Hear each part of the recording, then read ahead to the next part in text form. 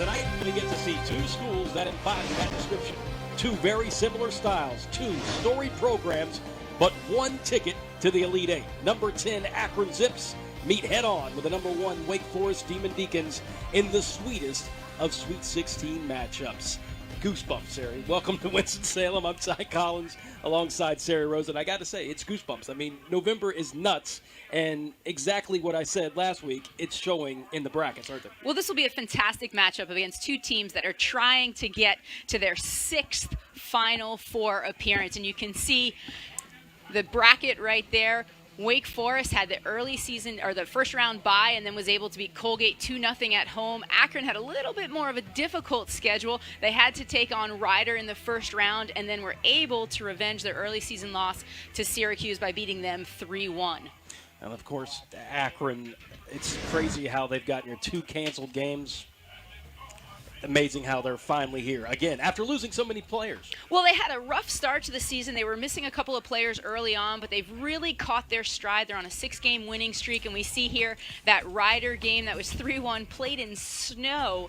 Just an unbelievable game. At one point, the ball was rolling, and you could actually see snow gathering on it, so it would make the ball knuckle. And just an unbelievable challenge that they faced. You can see how they actually had to shovel the field in order to get that game going. And so then they had to turn around and play Syracuse, which they moved the game to Colgate. Colgate was playing here. Like we said earlier, they had the 2-0 win over Colgate. But while Colgate was here playing Wake, Akron was playing Syracuse up at their home field. And you see there, Machop Chol plays that unbelievable ball that Omer Fernandez just hits in with the outside of his left foot as it was coming to the ground. Just an unbelievable goal. It's 12th of the season for Fernandez. And Justin McMaster just put the icing on the cake. He made it official.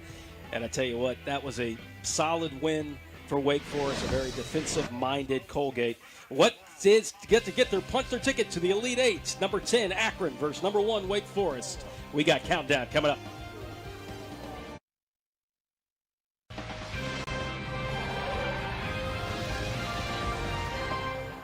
It's the Sweet 16. Wake Forest taking on Akron, number 10 versus number 1.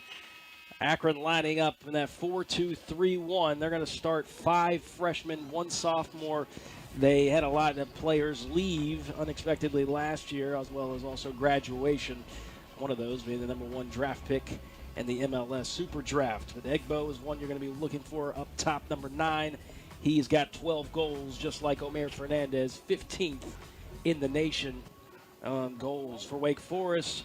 They're going with the same lineup they went with against Colgate. 7 vets are going to start and 4 underclassmen. Chol gets this nod up top.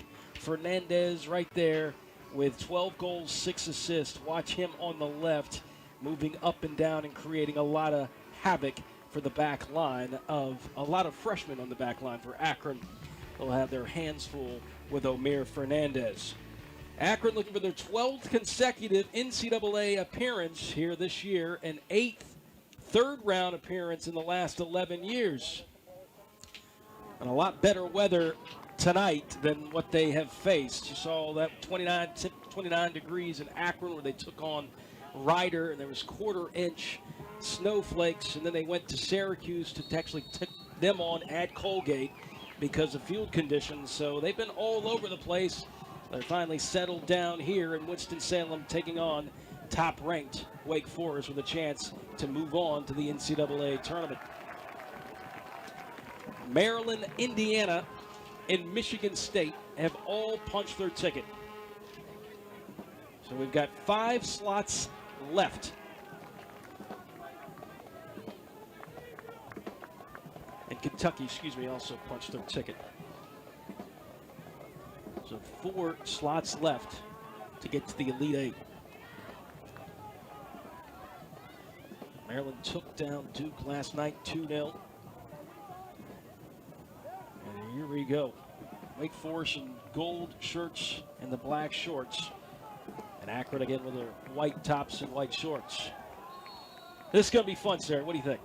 Well, I think it's a great matchup. These two teams are both very similar. They like to possess the ball, same formation. They like to move the ball around. Wake Forest leading the nation in goals with 52 goals. Akron only has 40, but they did have 2 games canceled, and they've really hit their stride. They've scored 12 goals in their last 4 games, all postseason play, and so I think they've found their scoring at the right time of year, and I think it's going to be a great matchup between these two teams. Since 2015, when Bobby came here to Winston-Salem, they have combined for 134 wins between Jared Embeck and Bobby Buse, 2 of the big-time coaches in NCAA soccer.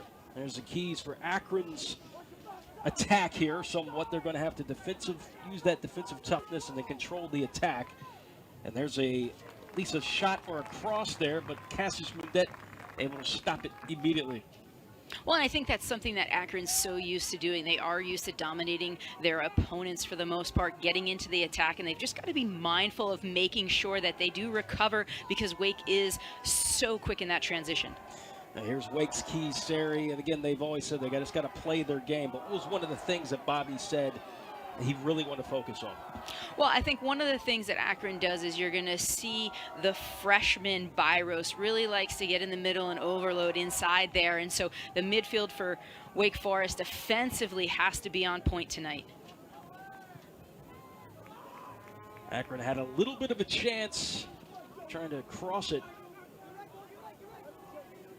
And that's something that they'll look to do if they can get shots early. Looking at them versus Western Michigan, they were not afraid to just get things in the box and challenge the keeper, and I think they're going to look to challenge Cassius Mundet tonight.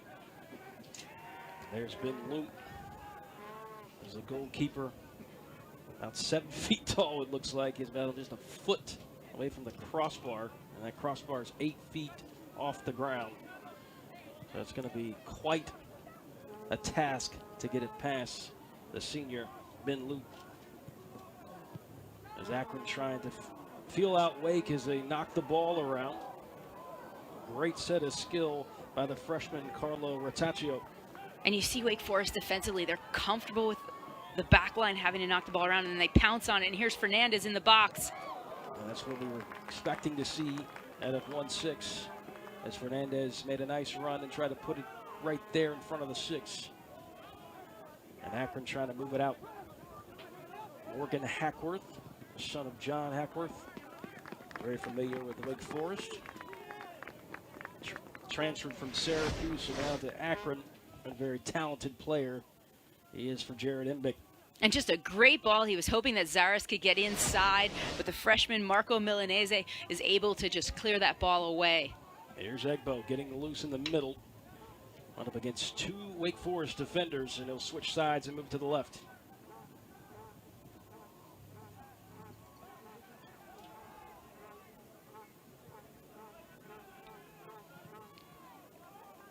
Akron came back and got revenge from Syracuse after losing to them 3-1. They've won 6 straight. And they took care of business against Syracuse last week. Here they are against Wake Forest. Eddie Folds goes in on the tackle, a little late, whistle blown, and upended Abdi Mohammed. And Abdi Mohammed does such a fantastic job to save that ball, but takes too big of a touch, and as he's recovering, you're going to see Eddie Folds coming in, and it's that chop in. Had he gone for the ball, no problem, but because he really chopped to try and just seal the ball, the foul is called. And Sarah, this is what we were talking about with Byros, but he looks like he's going to come off a little bit. We usually expect him maybe to put us. Well, Sky Harder has 6 assists on the season. Most of those have come from set pieces, and so he's going to take that with his left foot, maybe try and swing that in towards the back post. Our officials today is Mike Stutt, Billy Dittmar, Jeremy Smith. The officials tonight is Sky Harder. Waits for direction from the official. And a little bit of a short corner here. As now Dunwell will come up and try to play Byros. Very dangerous freshman, Byros. Very nice touch he has with long balls.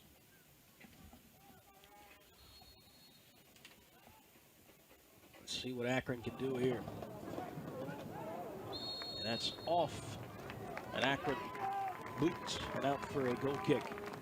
And quickly, Cassis Mundet wants to get it going.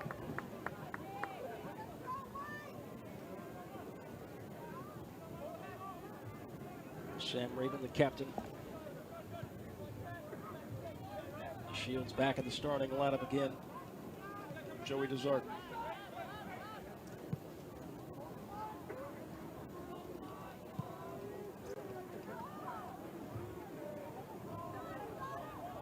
No call there as Aristotle Zaris hit the ground and trying to play the through ball to Egbo.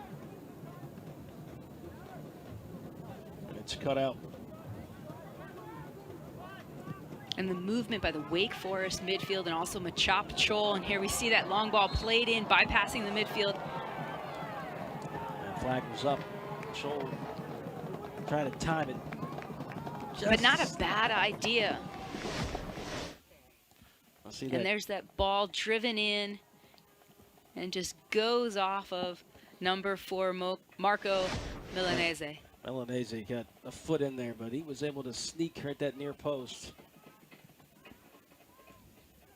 And very well could have put it in the back of the net.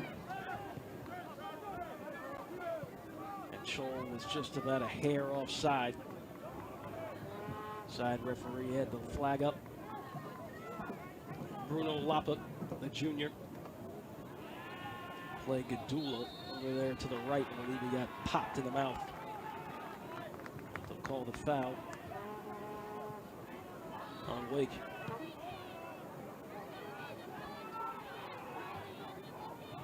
Chol got the assist to Omir Fernandez to start things off against Colgate.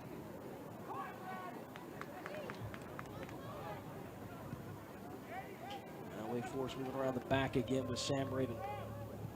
So Fernandez pinches in. Egbo, this is dangerous if you let number 9 have it.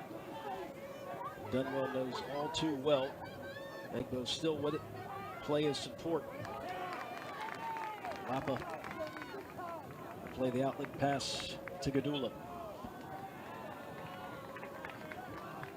We're seeing Akron really defensively pressuring the ball, making it difficult for the back line to find those seams. There's Jared Imbick, his 6th year, 91, 29, and 13. 9-3-3 in the NCAA tournament. He took over for Caleb Porter, got that national title in 2010. He's picked up right where Caleb Porter left off. Done a tremendous job for the Zips.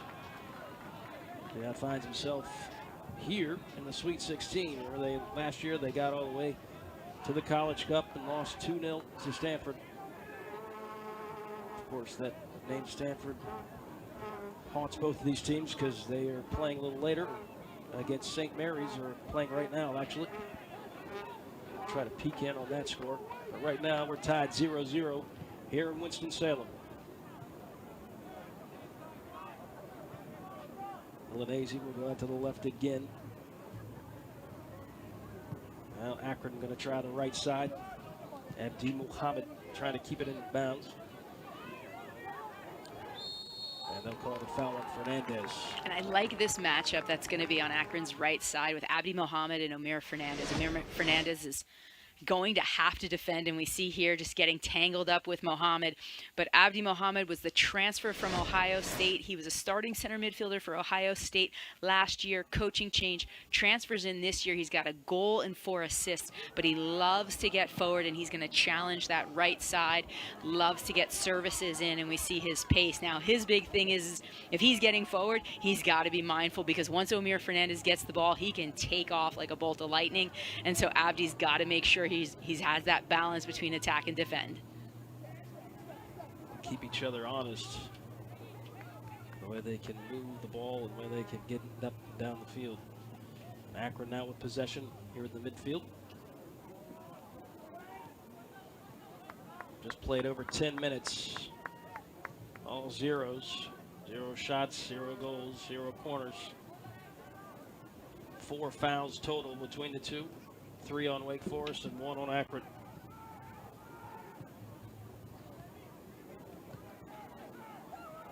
Bruno Lapa couldn't keep that at his foot. Lapa quickly plays Fernandez, and Fernandez tries to cut into the middle, but great defense, and you're going to see that a lot by Rotaccio. He's very, very disciplined defender. Well, and the great thing about Carlo Rotaccio is he's only a freshman, but he comes in with just a wealth of youth national team experience. He missed 2 games earlier this year. Akron ended up losing both of those games, so he's a huge difference maker for the Zips, and he's somebody that, even though he's a freshman, he's the one that's challenged with organizing that back line, making sure that players understand who their mark is and where to go, and you're going to see him really as that leader in the back. He's there with 2 other freshmen, and then Abdi Mohammed, the senior transfer. Akron lost 3 of their top scorers. I get the number 9 recruiting class. There's Coach Bobby Muse. He got the number 2 recruiting class this year. 4th season, 4 straight ACC Coaches of the Year. He's got 9 wins in the NCAA tournament with the Deacons. He's hoping to make 10, get back to the Elite 8. Good skill by Fernandez, able to settle it. And a great look by the center back, Sam Raven. Clip right up the middle, trying to find Scholl. Scholl pointed up. He wanted it. Desart put a nice ball. Scholl kind of went the other direction.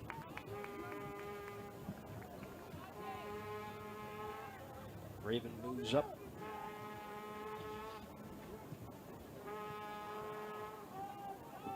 Cut out by Akron and knocked down. It'll be a free kick awarded to the Zips. And what we're seeing more from this Wake Forest back line is they're so used to having Brad Dunwell dropping in. They get him a nice easy pass, and then Brad sort of sets the play. And what we're seeing now is Raven and Gadula having to look past the midfield and try and play that penetrating ball to skip that line, and having a little bit of success. Not as much as they'd probably like. Joel got his foot there and upended Milanese.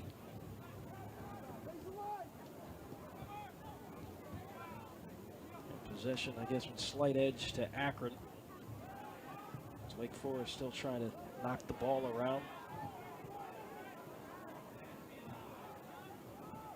Sky Harder. And Zaris trying to get through. Little mix-up. Zaris, or miscommunication there. I guess he wanted Desart to come too. The ball popped up, and the Zips will move it around the back line.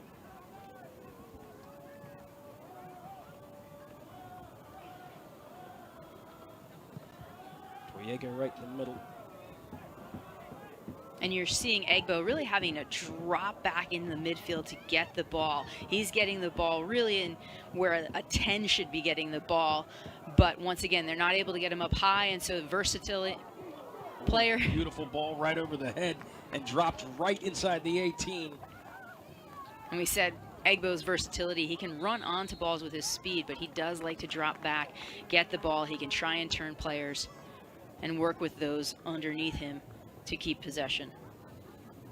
Akron, here they are, 6-game winning streak, but they went on a winning streak last year to get as far as they did. So they're very, very used to hot streaks. They ended Louisville's season last year in penalty kicks in the Elite 8. Here they are facing ACC foe Wake Forest, although Wake Forest has won 2 straight in this series in 2015 and 2014. Little scoop up, trying to find Chol. Chol on the chase. And a little dangerous spot there, and out of desperation, Milanese kicks it out. It'll be the first corner kick of the evening between these two squads. Joel just about was able to break through there, Sari, but a good idea with him streaking down that right line. And you see the shoulder there, and just a last-ditch effort by Milanese. Beautiful ball, and Chol trying to head it down.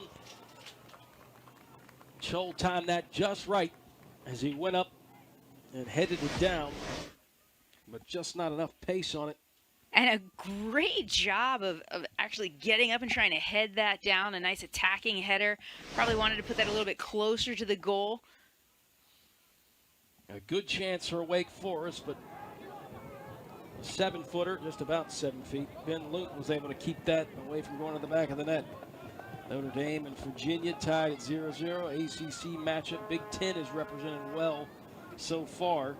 And James Madison, I don't know where that came from, Sari, but James Madison up 2-0. They upset Carolina.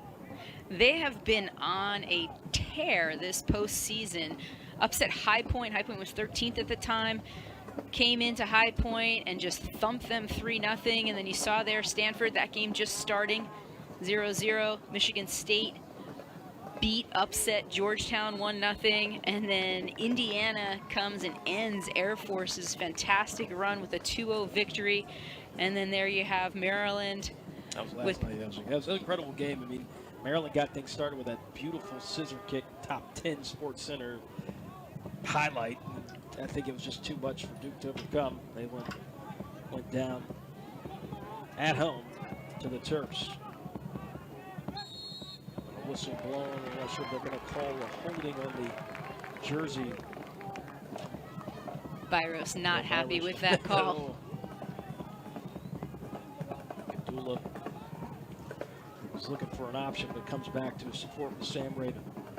And they've really been working this right side with Gadula and trying to just play that ball into Chol. We've seen Fernandez with that one service early, but he's staying out wide. He's being patient. And now we should see him get this ball. Little misplay there by Eddie Folds, but Fernandez is so dangerous on the flank. They've just been unable to really find him in the opening 18 minutes. Good window there, keeps it inbound. Egbo, great skill. Is going to change sides of the fields there to the left.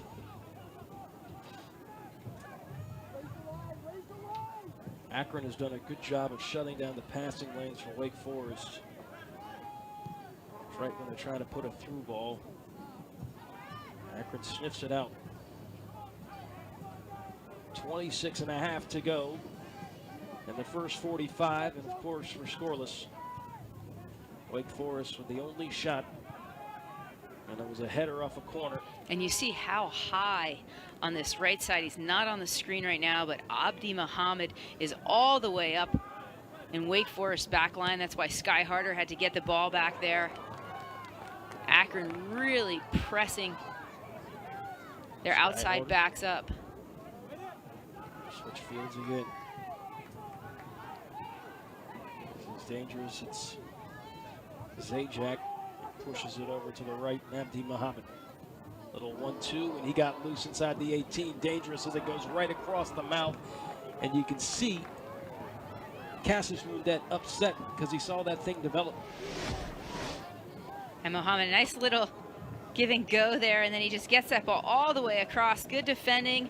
You can see Hackworth marked up by Rabin, not able to get in on it. There's Cassius Mundet there with a 73% save percentage, 17-2. And 12 shutouts last year. It's in the history books for Wake Forest. Well, and both of these teams are very effective defensively, that their goalkeepers really aren't challenged throughout the match. They sort of will have downtime 15-20 minutes, and all of a sudden they're getting called into action. You know, Wake Forest coming into this match has only allowed 19 goals, and Akron had only allowed 23. So both have very stingy defenses. I call a whistle. Bruno Mapa is not very happy with it. He's right here close to the center circle. There's Ben Luke, senior goalkeeper. Talk about an amazing find. This is a kid that got injured playing for Lenore Rhine, which is about an hour from Wake Forest. Division II school, German kid, came over here, got injured, didn't play much, contacts Akron, and then last year he ends up being the starter for them and has really been unbelievable for them in goal this year as well. The 8 starts in the NCAA tournament. Career of 7 goals against and 23 saves, 3 shutouts. little 1-2 there with Desart and Zaris. Zaris makes a nice run, and Desart can't quite get it to him. That back line of Akron has just been able to seek out every ball that Wake Forest is trying to put into the middle. And Egbo again displaying his skill. And there's Sam Rabin, actually gets brought all the way into the midfield following Egbo, and then forces that ball to get played out of bounds.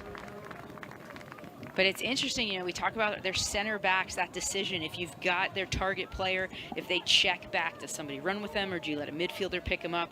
And we saw there Sam Rabin actually running in with Egbo, sticking with him. We mentioned Sam Rabin's one of those kids. He doesn't get a ton of accolades, but he's just somebody that gets the job done. It's not always the prettiest thing, but as you saw there, he stuck with Egbo, was able to force that out for a goal kick. And then here's Omer Fernandez. He got tripped up by Toyega, kind of put out his boot. And the referee's going to have a little chat, just trying to make a turn. And the first yellow card given tonight is to Toyega. Very talented freshman again in that defense for Akron. Number 16, Sam Toyega. Folds will take this free kick. Scholl sits right there in the middle up against Milanese.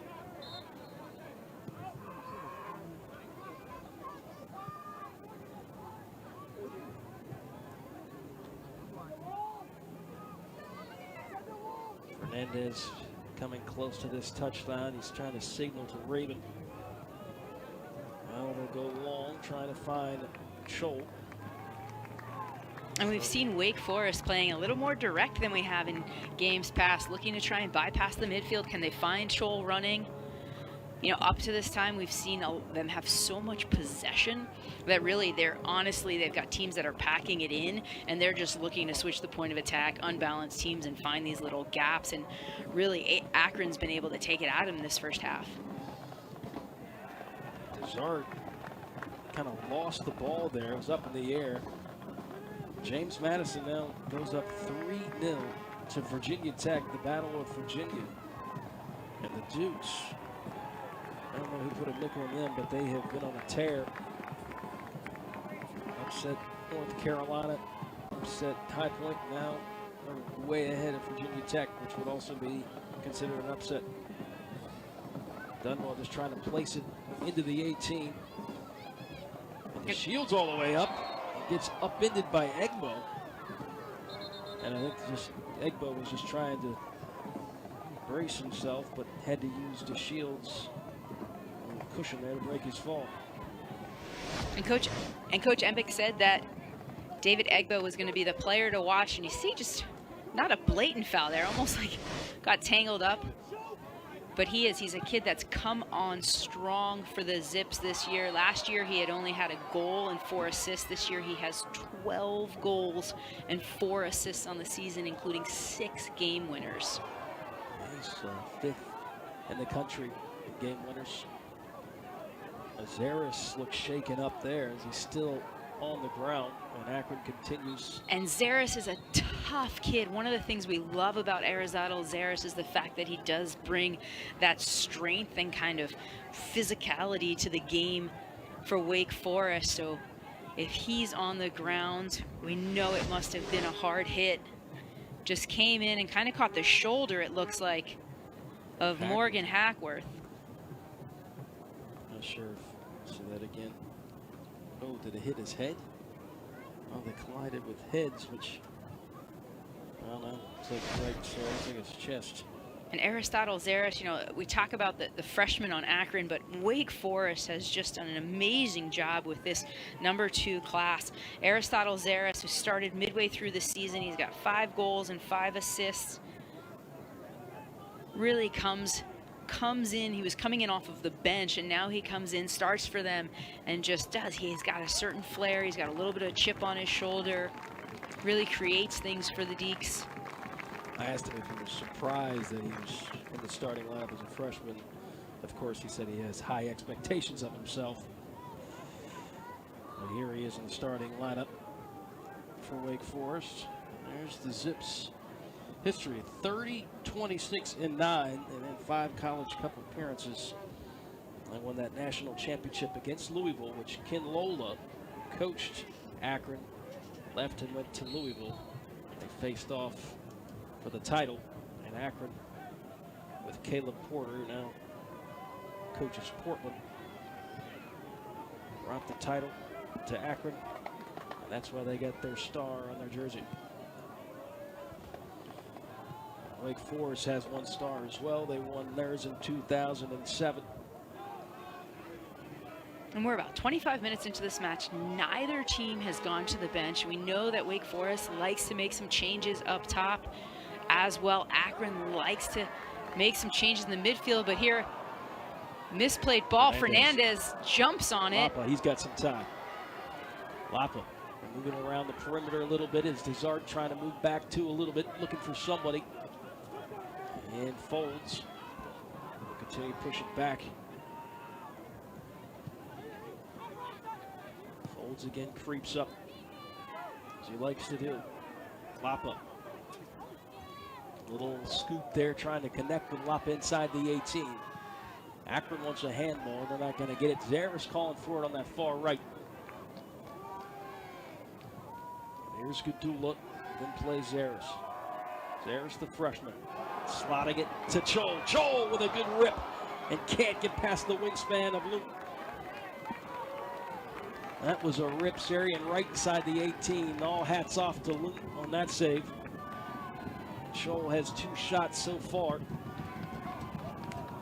Zaris trying to scoop it over there to Gadula, making a run to the stick. The corner flag, excuse me.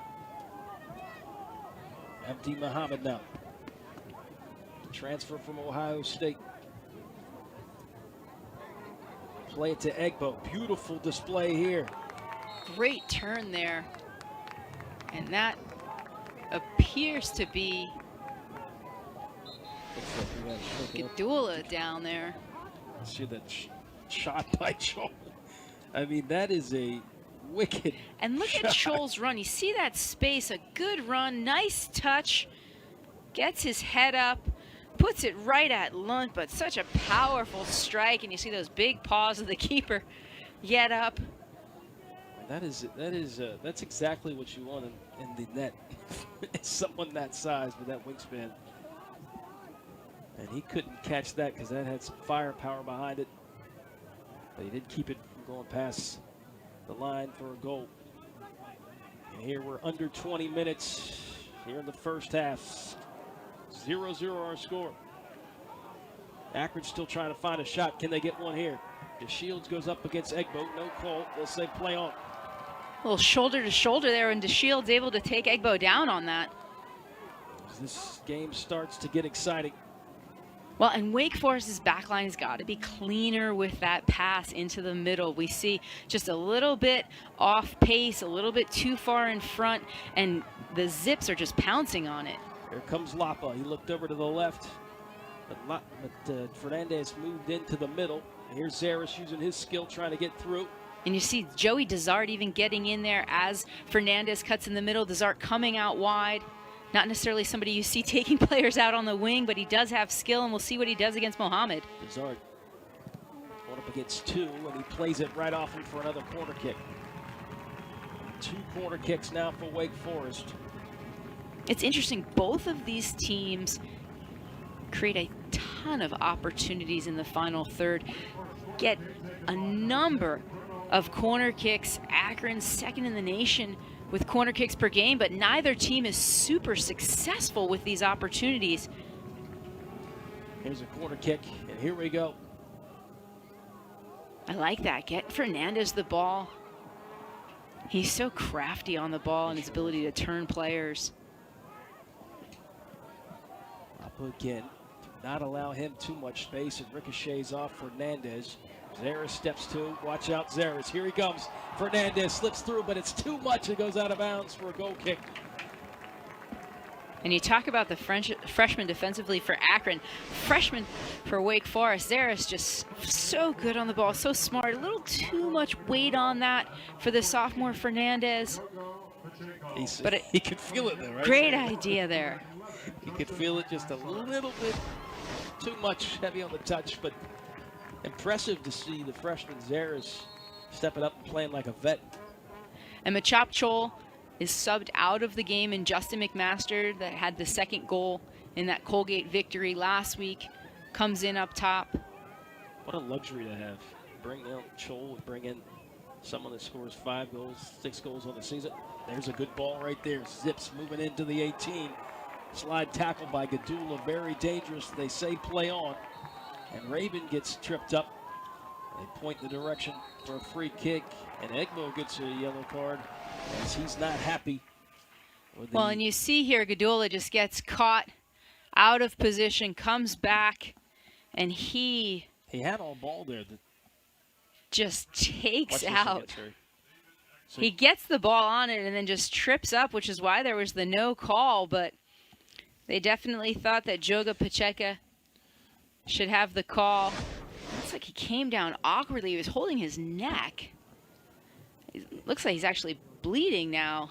Yeah, I think he hit the ground. Maybe he busted his lip a little bit. But and, you know, when we were talking with Coach Embeck at the beginning of the broadcast, he said that one of the things that Egbo has to be careful of is he is such an emotional player. He gets into it, and so you see that card gets thrown because he is, you know, sticking up for one of his teammates.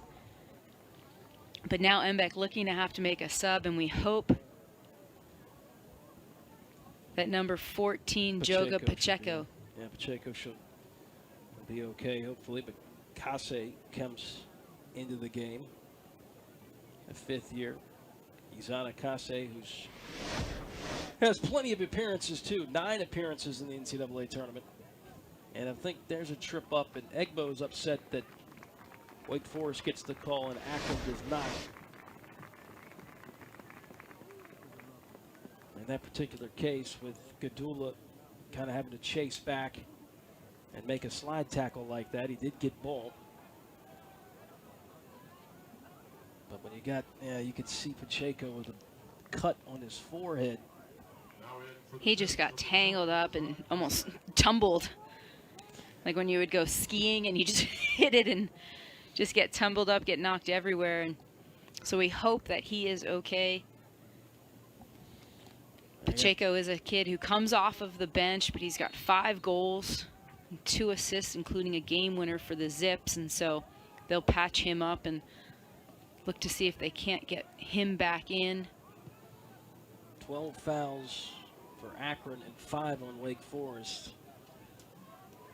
Akron still has not had a shot. The last time they played here in Winston-Salem, Wake Forest held them without a corner kick, and right now they're at 0. And Marco Micheletto is now in the match. Number 10 in the middle of the park there. He's in for Morgan Hackworth. Micheletto is another key player off the bench. Provides a lot of depth. The senior transfer from Young Harris College of the Peach Belt. Dunwell. Dunwell looked to go to the left, but there was really no option besides Folds, and Folds was backpedaling backwards.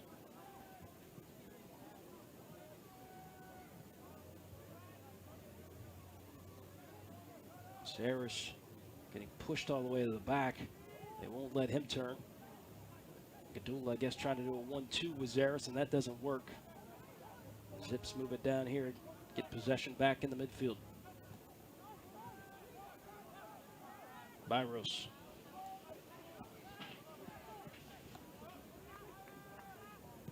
Muhammad, just like you said, Sari will pace and stroll up and down this sideline. He's been really, really dangerous.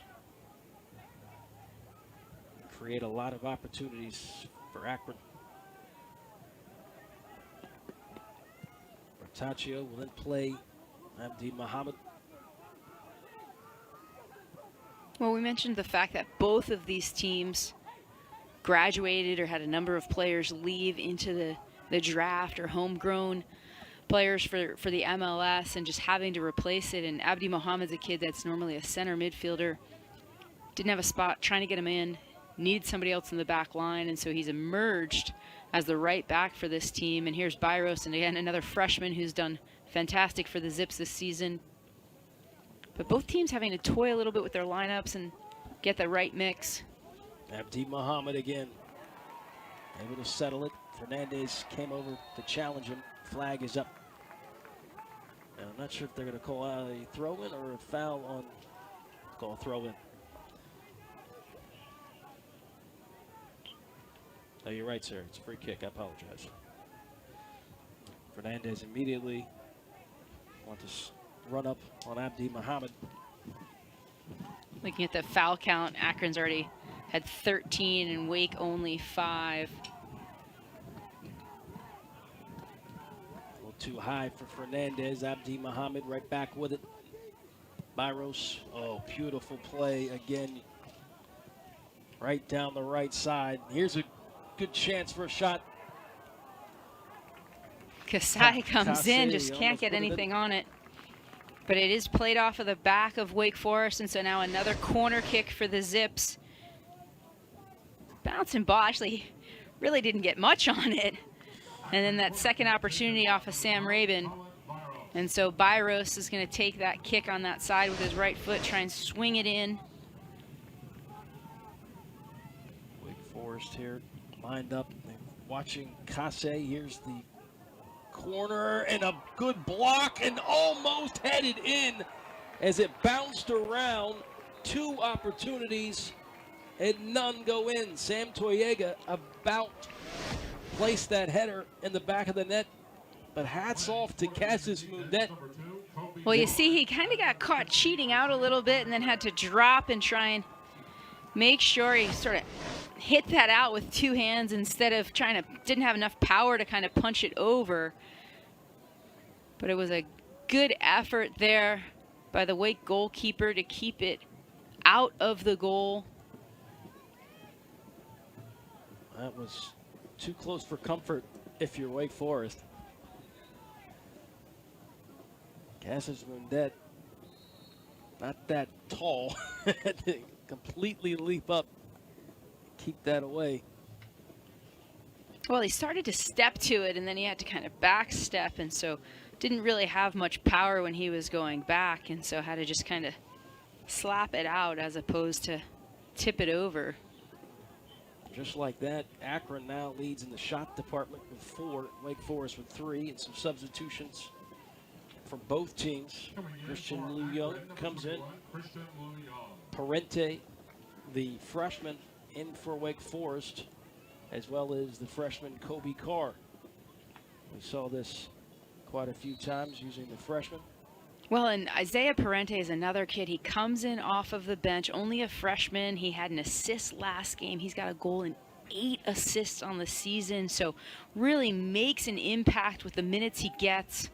Same thing, we like Kobe Carr, injured a little bit early on in the season for the Deeks, but he's got a goal and assist on the season as well. And they're using him up And there on the right. And you look at these freshmen, but they're coming in. I mean, Kobe Carr was a kid with the U18 national team, and just the experience they get between the development academy and the youth national team.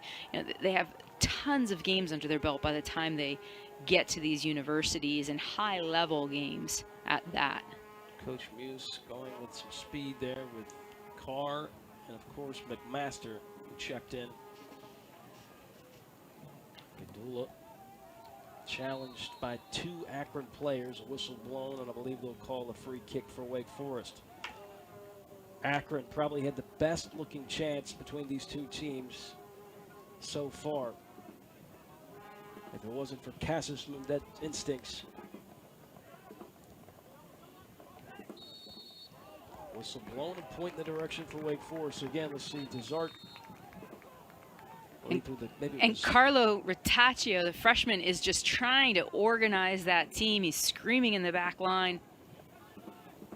Micheletto is a little upset too. But a free kick and some time wasted here. You'd think that in a particular case like this area, they want to try to quickly get it into play. A little frustrating. Yeah, it's always frustrating if you're trying to play quickly and the other team's able to step in front and stop you. Didn't see too much of a protest by Wake Forest, so Folds trying to play Fernandez. A little triangle passing here with Parente there in the middle.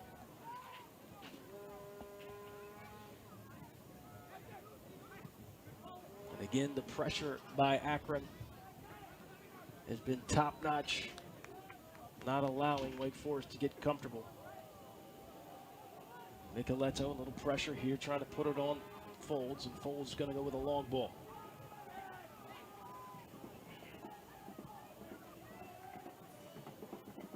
And Omir Fernandez, we see him on this left side. A lot of games he'll switch and kind of hang out on the right side, and we haven't seen that too much. They haven't been able to get him the ball as much as I think they'd like to, though, so it'll be interesting to see if he tries to switch with Parente. The next few minutes or at the start of the next half. And the faithful here at Spry Stadium trying to get some energy out of Wake Forest. We're now down to 8 minutes left to go in the first 45. Tied 0-0 between number 10 Akron and number 1 Wake Forest. Desart looked up. They're allowing Desart with a little bit of time, but Byros is going to say nope. Better figure something out. Fernandez not going to be able to turn. And again, Fernandez, who's very skilled on the ball, can dance around with it and then get a late challenge there, and there's a free kick awarded to Wake Forest. And he and Byros were exchanging a little bit of words there. Really just killing the opportunities that Omir Fernandez has had on this side. Carr, a freshman. Dunwell looked up at Fernandez, but will play Folds.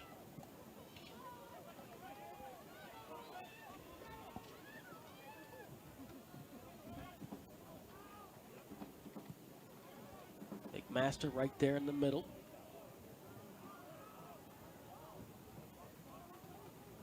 And here's Gadula. Trying to do a one-touch back heel there to try to connect with Dunwell, and it doesn't work out. And here comes speed on speed. As Kase knocks down Sam Rabin. They'll say a throw in for the Zips. There's Sam Rabin, the captain. 91 starts, is that right? 91 starts. 91 starts, and he had 8,097 minutes played coming into this match. I think we've said it the last couple games, but just an unbelievable statistic for a center back here. He anchors the back. Sophomore DeShields to his left. And junior Folds on the far left. Gadula playing McMaster. McMaster is a very clutch player. He kind of ran out of room there. And Milanese doing a good job of just shielding the ball. You know, we talk about the experience. Milanese is a freshman, but he's a kid who's a captain of the U15 and U17 Italian national teams. He's played with a couple of clubs in Italy, including Napoli. So, you know, he's only a freshman, but he's coming in with just tremendous experience. And really, the Zips back line has been very organized defensively. One of the top drawer players to watch list. Abdi Muhammad. Dunwell kind of meet up to it.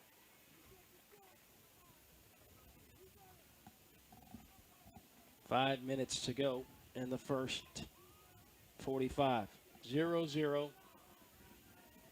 Akron with a slight edge on the shot sheet with 4, with Wake Forest's 3.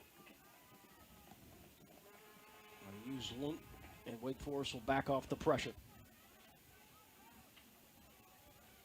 Lunt with 2 saves, and Cassis Mundet with 1 huge save. And you see Parente and McMaster's really just trying to lock them in. Lunt having to go big, but Dunwell able to get on the end of it. And Wake keeps possession here. On the 1-2. Trying to connect with, again, Fernandez. Little give and go. But this back line of Akron And there's another whistle blown. A late tackle. And does it look like Gadula's down?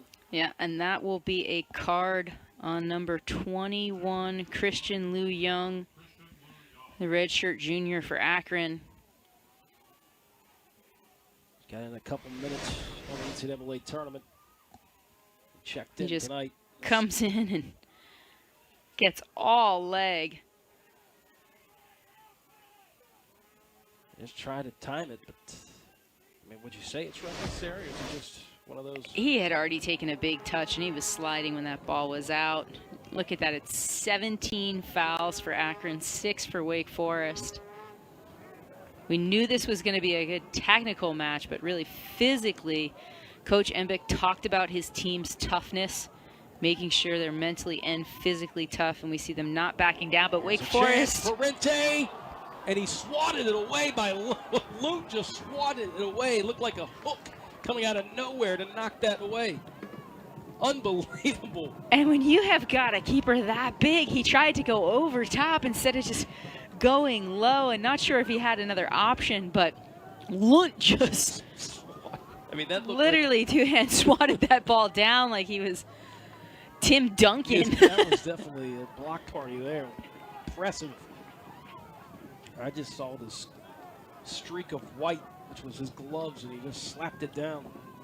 I can remember Wake Forest when Tim Duncan would play, and he would come in and he could swat the ball away, or he could literally just pin it to the backboard and then take it off.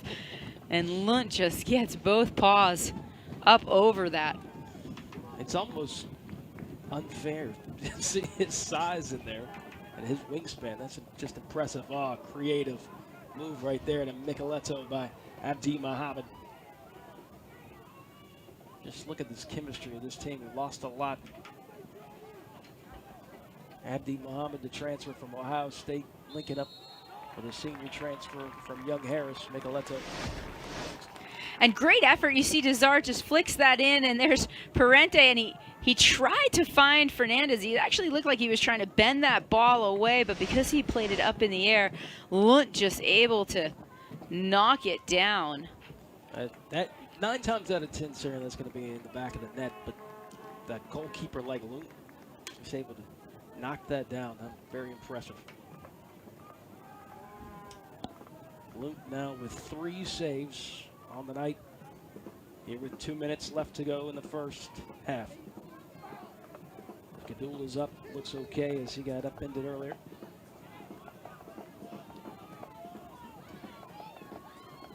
Fernandez and Parente just trying to little his boot at it, couldn't connect.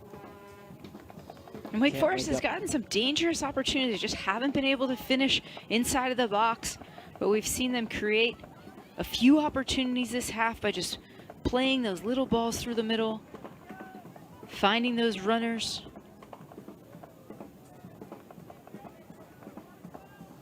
Akron still trying to moving the ball around in the back. And again, tied up here on the shot sheet now, 4 apiece. And 0s on the scoreboard. Now we'll try Abdi Mohammed. We can't quite get it there. Amir Fernandez, he's got some space. Parente's coming to overlap. We're going to use Parente. Parente with a good chance. Gets tripped up. This could be. No, the referee says no. You know, it looked like the slide tackle missed, but Parente was looking for the call, and then he got tangled up in the ball. And I'd love to see this look here. The slide tackle is going to come in, and he jumps over and catches it at the end. He catches the back of his leg as he was landing. So I thought he completely missed, but as Parente was coming down, the tackle caught his back leg, and that's what tripped him up.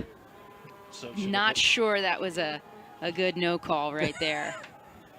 The first look, though, if you're looking at what the referee saw, and he comes in and slides, and you see him trying to land and gets kind of front foot gets tangled in the ball, but when we look at that great replay by our cameraman there, we see that his back leg is actually what caused him to fall. Just kind of hooked him. Wake Forest cannot put one in the back of the net, neither can Akron. Tied here 0-0. With an arm wrestle match between number 10 Akron and number 1 Wake Forest. 4 shots apiece. We sit at 0-0 on the scoreboard. As Wake Forest in Akron head to the locker room. I guess a similar, I guess a match which we think that it would be like this, Sari? Definitely think this was the match that we were expecting. Both teams have had opportunities, and we've seen them both really do well this half. It's again tied 0-0. We'll be back with more coming up at the end of the break.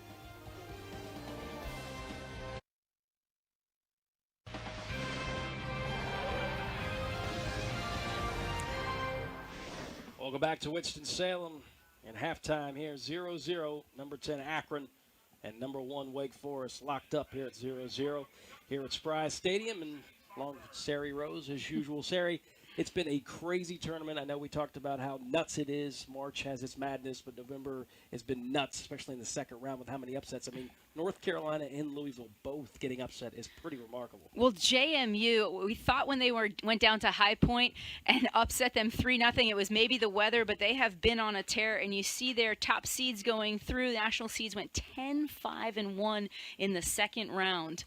And it's the ACC again. They struggled with 4-4-1 in the second round, which the ACC has just lit up the top 25, but they are struggling in the tournament. Who's not struggling is the Big Ten. They got Indiana, Maryland, and Michigan State all jumped through in the round of 8. And there's Indiana with an impressive 4-0 victory. I mean, they've just been lightening it up. Speaking of lighting up, hopefully we see some lighting up here in the second half. We'll be back.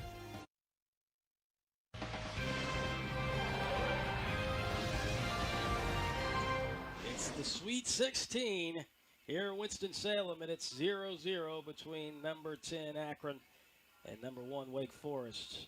A lot of highlights, a lot of bumps and bruises, too, along the way.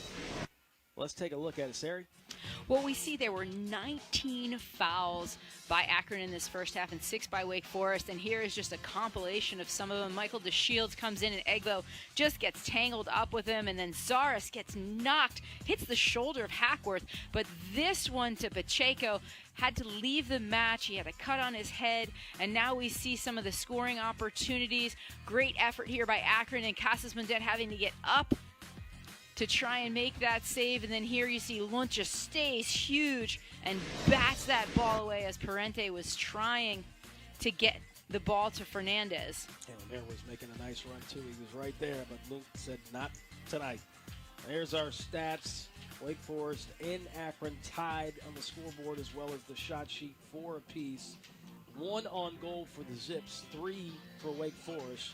Again, those fouls, 19-6, just to tell you how physical this game is. We'll be back with more coming up at the end of this break.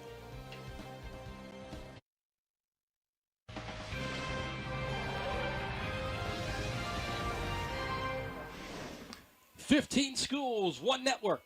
It's a new place to call home. The ACC Network coming in August of 2019. Get ready.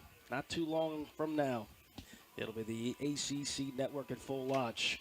Joining us now is our other teammate on our broadcasters, and it's Haley Brooke McFadden, who's got a report down low about Akron and their travels to get here. Haley? Thanks, Ty. Akron may have ignited a 6-game winning streak, but they've also had to fight off Mother Nature this year. They've already had 2 games canceled due to weather. Their first game in the NCAA tournament, they had a 1/4 inch of snow, and their game against Syracuse had to be moved to Colgate University. I talked with Coach Embick yesterday and asked him if he thought the warmer weather here at Spry Stadium would be a factor, and he basically said it'd be a non-factor, that he felt really confident and seems like the guys have been playing well. However, Coach Bobby Muse for the Deacs is 12-3-1 for temperatures between 50 and 59 degrees, so it looks like we're in for a great second half. Thanks, Ty. That's right, Haley, and that was about the temperature right at kick. Of course, it's dropped a little bit, and really kind of the same success for Coach Muse. The same kind of success as far as the temperature-wise. But, yeah, a lot better conditions here for Akron. And it's tied 0-0 here in the Sweet 16.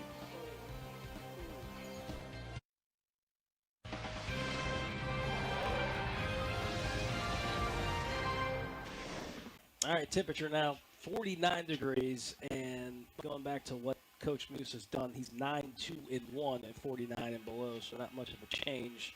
Of 12 wins, between 50 and 59.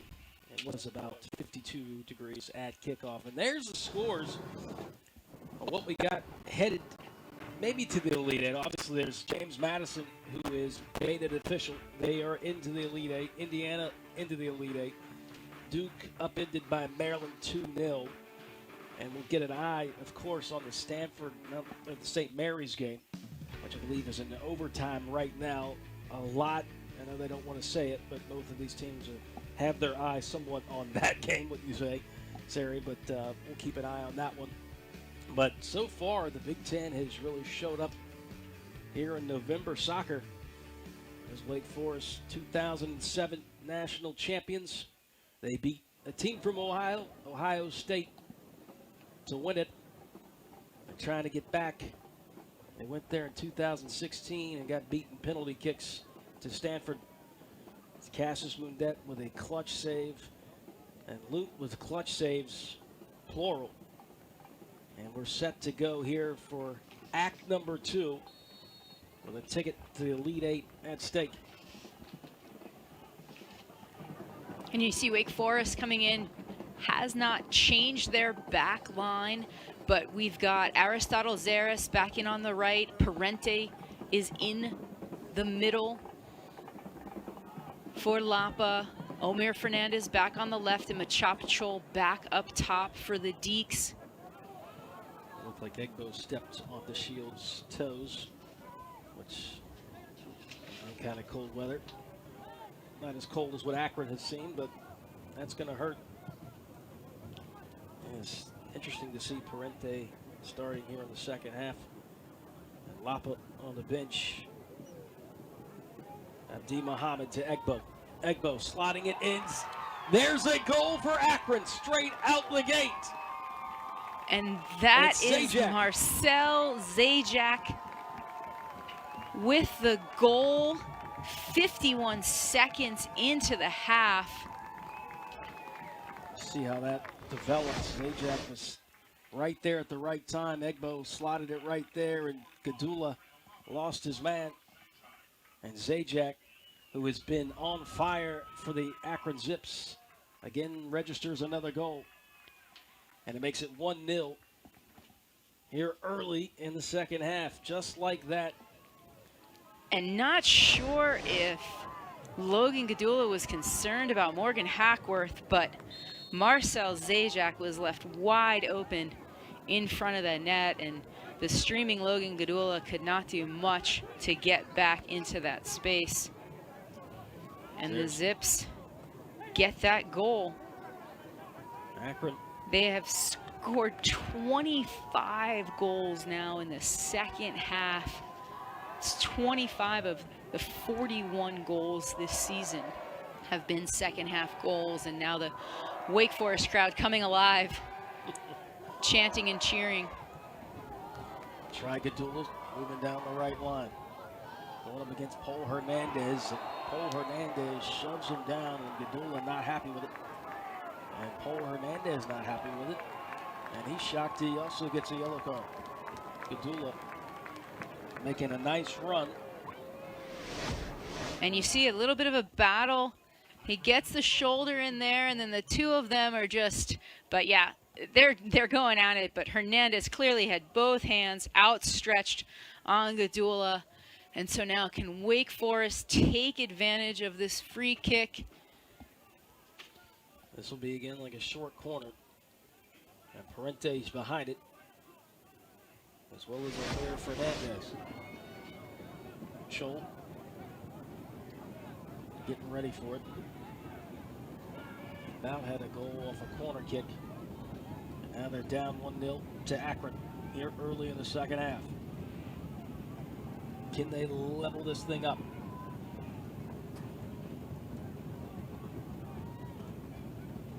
Parente. Referee trying to make sure everybody's set. No tomfoolery going on. And here's the free kick on the ground. Here's a shot by Zaris, and it just off to the right. A good idea, though. Fooled the defense. But Zaris just couldn't put it on the laces as they went wide. Nice ball played in. Zaris one-times it, and it's just couldn't get his hips around. Really played that straight.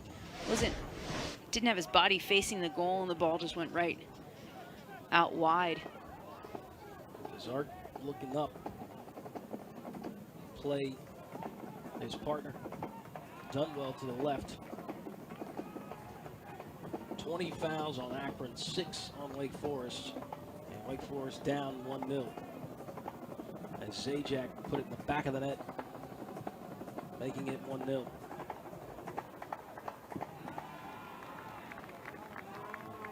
His 8th goal of the season for the junior at Ontario. Zaris comes up and try to move it to the left to Fernandez. Fernandez still fighting for it.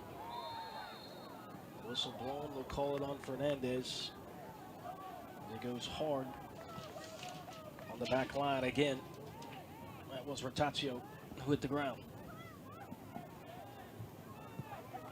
And a nice little matchup there. Carlo Rotaccio, we mentioned that he had missed 2 games. Missed the Seattle and the Washington game because he was down at IMG with the U19s. They played Venezuela, Jamaica, and then the U20s.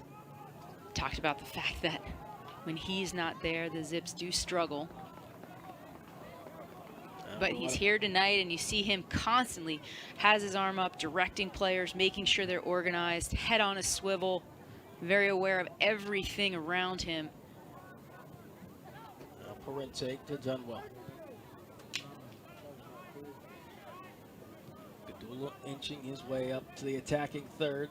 And Gadula does a good job when he can get the ball in the corner and get a service. Going to try and take a touch and get one off. Somehow that stays in bounds. Dunwell. See, he puts a service ball. Cannot connect with Fernandez. Hackworth and then on Dunwell, no call. And Egbo just trying to put one into space. Yeah, I'm not sure if he thought that Byros was streaking to that side or not, but just an errant ball. Crowd not happy because Dunwell went down. Well, Brad Dunwell, we mentioned Sam Rabin with his 91st start. Brad Dunwell also having his 91st start. Dunwell's played coming into this match 7,560 minutes and has really just been the commander in front of that back line for his 4 seasons here. Joel Dunwell had a ton of turn, but didn't really plan on it. Yeah, Desart just got tripped up a little bit when he was trying to spin with it. I like when Joey Desart can get forward. Bruno Lapa's not in the match right now. They've got Parente, who we mentioned has 8 assists on the year and is very dangerous. Has a great penetrating pass, good with free kicks. But it's good when Wake Forest can get Desart getting forward a little bit. Egbo trying to turn. Raven does a good job of keeping him contained. And again, Akron all over Wake Forest, not allowing them to get comfortable in the second half, and they lead 1-0. A goal by Zajac. Right, first 50 seconds of the second half. Well, and Zajac's had an interesting year. He missed the first 5 games with an injury, came back against Canisius, which was a game where they scored 10 goals. I was talking with their SID, and this could be a chance. Fernandez lines it up just wide of the goal, off to the right. He had plenty of time, and he just put it right. And Ben Lunt is an imposing force, but I think he was trying to get it into the side net. Scholl does a good job, puts that ball right on the ground. Fernandez even gets a touch, and he was trying to bend it because Lunt's outstretched arms make it such a difficult space to play into, but just a little too wide, didn't get enough bend on it.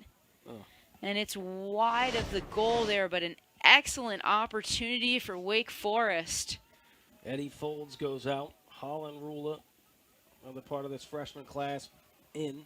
And Holland Rule is a technical player. He can play up for the Deeks. He can play back for the Deeks. I think one of the things that Wake Forest is trying to do is just keep the ball more. We've seen them under pressure in the back line and have had a couple of misplays into that midfield. And so hopefully Holland Rule, even though he's a freshman, he can get control of the ball and he can make sure he's connecting those passes a little bit better than any Folds was in that first half.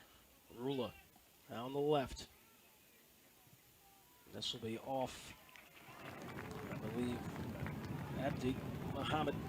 It'll be a corner kick for Wake Forest. Wake Forest corner kick taken by Has number been very 15, impressive. Isaiah Parente. Transfer from Lenore Ryan. Here's a corner kick. Can Wake Forest level this thing up? Muhammad with a big high clearance, but Rule is able to bring it down. And you see Akron just organizing as they're coming out, but wide out there is Fernandez. And is skipping into the 18. Going to put a shot on at a terrible angle. I'm not sure if he was trying to maybe get it over the head, which is impossible of Loom to get it to Chol. But he was right in the area, right close to the 6. Wake Forest trying to tie this thing up. Akron went ahead with a Zajac goal. Parente lost it, but got it right back.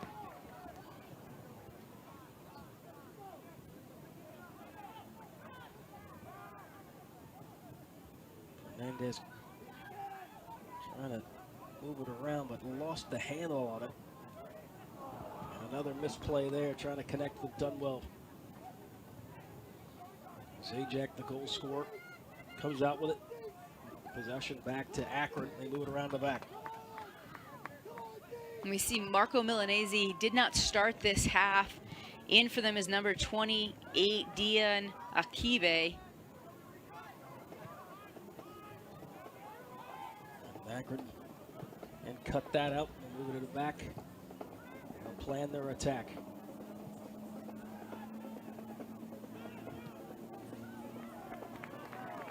Dunwell gonna quickly get it off his boot. Parente. Now we'll play Zaris, and Zaris is gonna have to put it in 5th to keep that in play. He does. Gadula wants it, and so does Parente. They had some numbers. They backed off as Raven moves up. Now Rula moves up to the left.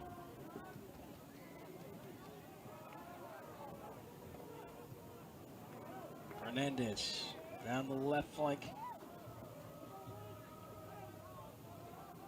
Rula, see if they put one into the middle. There's nobody really there inside the 18 besides Zaris, and Zaris calling for it.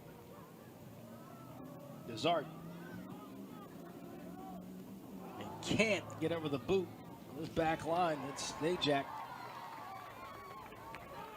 Wake Forest with some urgency. They're down 1-0.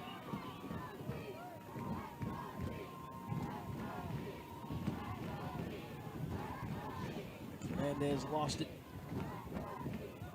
We'll fight for it between Dunwell and I believe that's Sky Harder. Dunwell not happy with the call. Free kick. They quickly get it off. 6 shots for Wake Forest, 5 for Akron.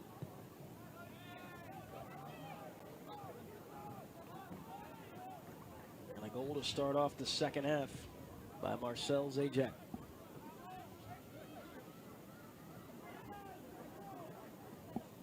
He's had 1 point in 8 of the last 9 games. And on cue, he comes up with a goal. Here against number 1 Wake Forest.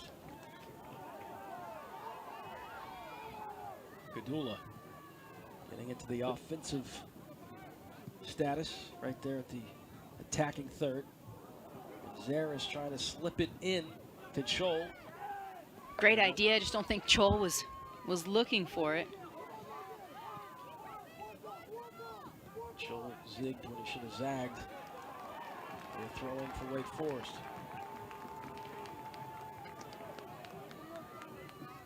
Crowd here hungry for a goal. 52 goals on the year. They're down 1-0. They need one desperately here.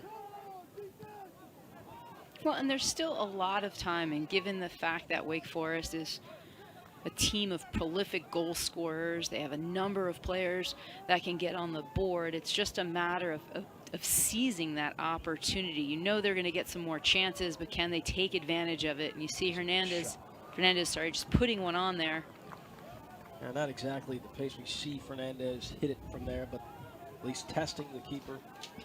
So maybe and Rula does a good job, gets that ball in, and once again, still trying to bend that, just didn't get much on it, and it's an easy save for the big guy, Ben Moot. But you're talking about Wake Forest and their scoring offense. You've got Omir Fernandez with 12 goals, Bruno Lapa with 10 goals, Machop Chol 5, McMaster 6, Zaris 5. I mean, they've got kids that can put goals on, they can get it in big games. There's a ton of time left for Wake, and you see Parente slipping in there, and now Chol on it. The 18 slides it around, almost connected with Parente, and Gadula going to step, but a pesky back line of Akron has kept Wake Forest away from tying this thing up. Now they'll try the left side with Rula.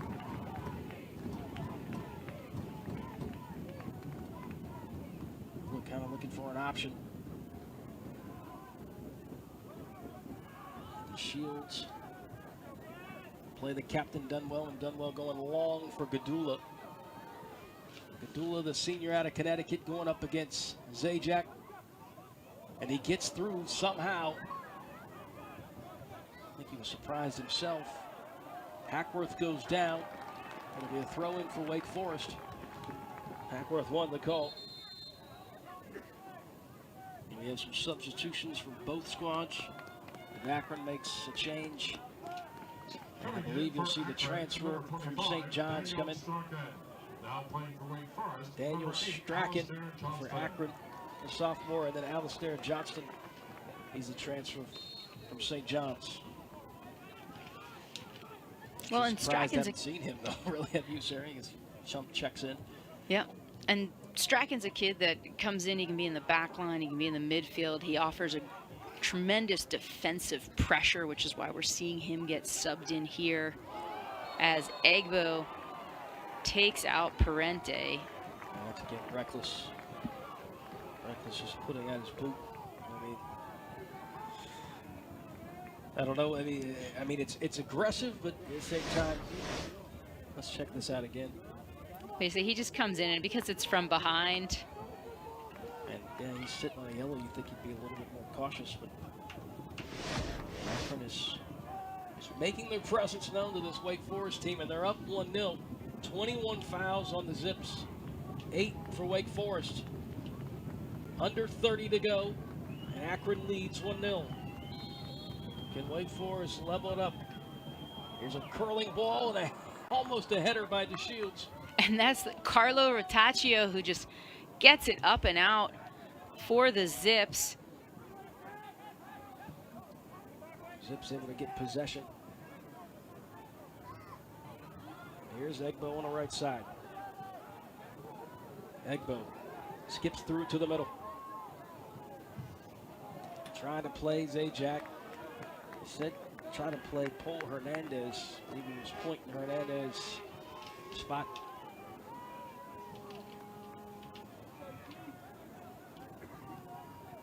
Rula can't quite get it upfield. Throw in for Wake Forest.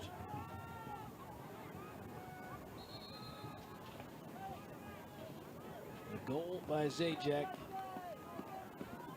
has kind of put some urgency behind Wake Forest. Well, and they've just subbed out Omir Fernandez and put McMasters in. So they've got Justin McMaster on the right with Chol in the middle up top, and then Zaris on the left. He likes to mix it up top. Some dangerous weapons there with McMaster on the right. Got a clutch goal against Virginia, and of course, the second goal against Colgate last week.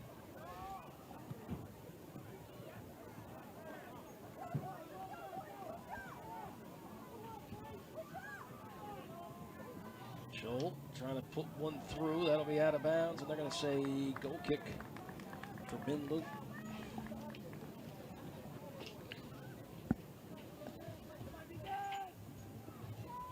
Joel just tried to wrap his leg around it, put it inside the area. And Joel loves to get in line and then just sort of get that service in, but was unable to do so. It looked like it had gone off of a zip, but referee did not call it that way. And we see the Deeks, 27 minutes left, but can they put a little bit of pressure on the zips? You know, one of the things that Bobby Muse prides himself on the ability of his forwards to really initiate their defense. Can they put pressure on the back lines? Can they force bad passes? Abdi Muhammad.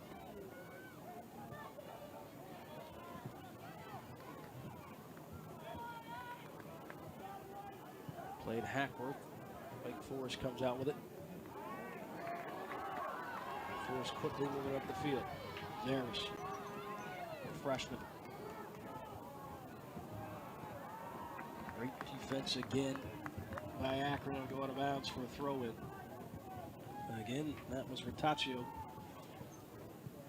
Just a stout freshman back line for Akron. Good reason why they are the MAC daddy of the MAC. 11 consecutive regular seasons. 11 out of the last 12 MAC tournament champions. Of course, they won this year. Placed 4th in the regular season. They decided to step it up postseason play. There's a scoop right to McMaster. McMaster going to put a little service in. Johnston, he might have a rip. And he just got a little too far over it.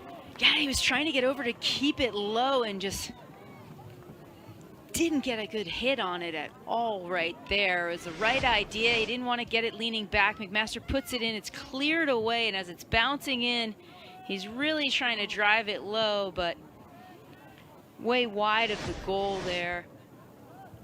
And another missed opportunity by the Deeks there to get the equalizer. 8 shots for Wake Forest, 5 for Akron. The 5th shot went in the back of the net. And that's been the last time they've had a shot. 50 seconds into the second half. Rente now will play to the left, and that didn't have enough wheels to get to Zaris. Well, but Wake Forest, we're seeing them being successful when they're able to get the ball and switch the point of attack quickly, find those players running in the flanks. Joel able to get loose there. Good idea to McMaster. McMaster puts it on the ground. And this will be a corner kick. Well developed. Looky there, Sari, as usual. St. Mary's. One of the winningest programs, or the winningest programs this year, is going to overtime to PKs with Stanford. Well, you look at St. Mary's, I mean, they're leading the NCAA in scoring per game with 2.63 goals per game. Just a prolific offense, which is just above Wake Forest, which is second in the nation for scoring per game. But Stanford is a tough team. You know, one of the things Jeremy Gunn is so good at is getting his team to peak at the right time. They are mentally and physically a tough team, and so able to eke out 0-0s during regulation and overtime versus St. Mary's. Tough to do. And you see there our stat crew able to pull that up. St. Mary's, Wake Forest, Air Force, UCF, and then Wright State coming in at 5th. Incredible. Wake Forest, of course, lost a lot of their scoring power last year. They made up for it. 52 goals this year. Rula into the left. They're going to need one now. Rula inside the area. And this will be a corner kick again for Wake Forest. Akron's done such a good job of creating a bit of a wall so they can't make that service ball because only McMaster was right there at the penalty strike. Lapa now will check back in. The junior who's had an unbelievable season this year now gets back in with about 23 minutes left to go. Got to find a goal. If not, the season might be over. And he hooks that one in right into the hands of Luke. Good job by our crew as always. Everett Hutto, our producer, Drew D, Kelsey Crook replay, Peyton Hughes graphics, Jay Dunlap audio, Dave Fields, Matt Hammond, David Rainwater, Garrick Lane, Paul Weed, Tony Graham on video, Topher Abbott the second replay, Gerald Vaughn, of course our executive producer James Overstreet, and Wes Halloman. A great job as usual. Putting in our third member of the team. Sweet 16. Andy Fadden down on the sidelines for us. Good, great addition.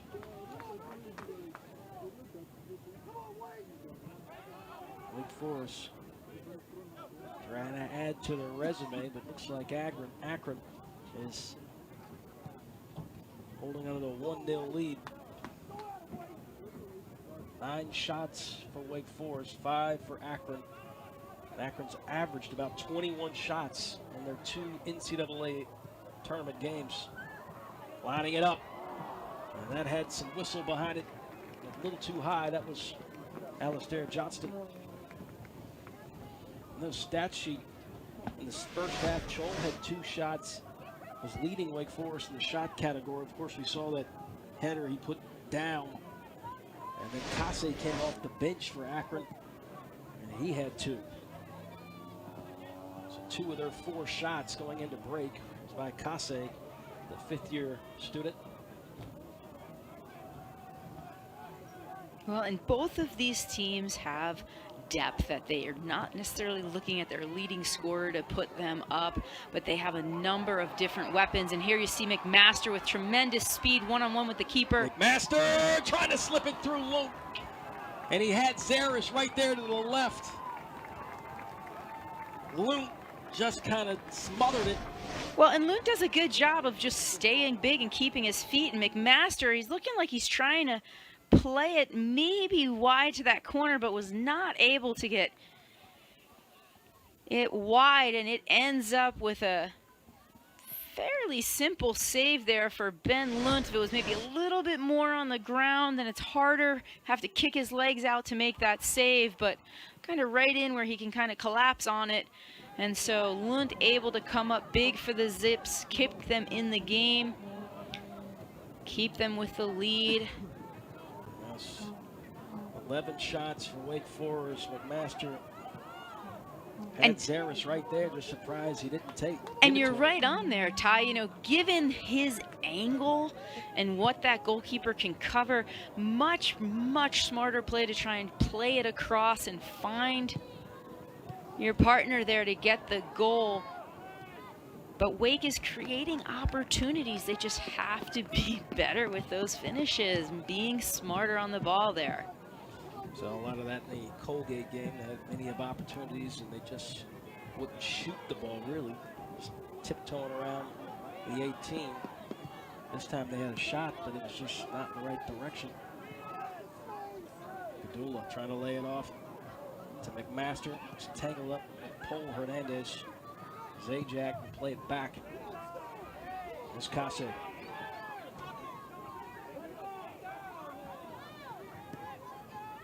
Kase is just a treat to have off the bench for Akron. Come in here as a 5th year. Such poise.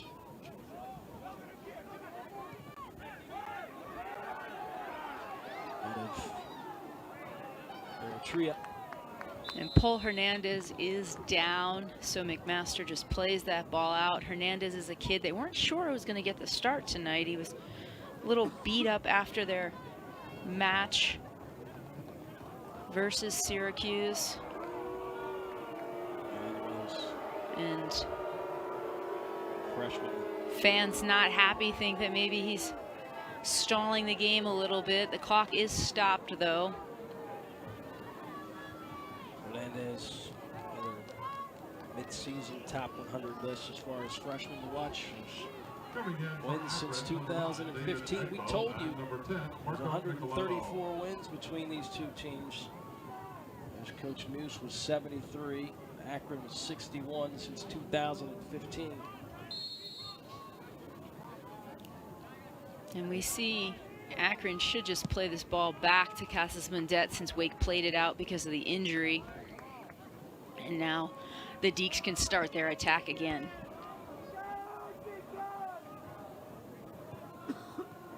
Zaris can't keep possession. Under 20 to go. Akron with a 1-0 lead. And so now Akron has Strachan as that center back, with Agibe as the left back. Ula now moves it up to the left. This is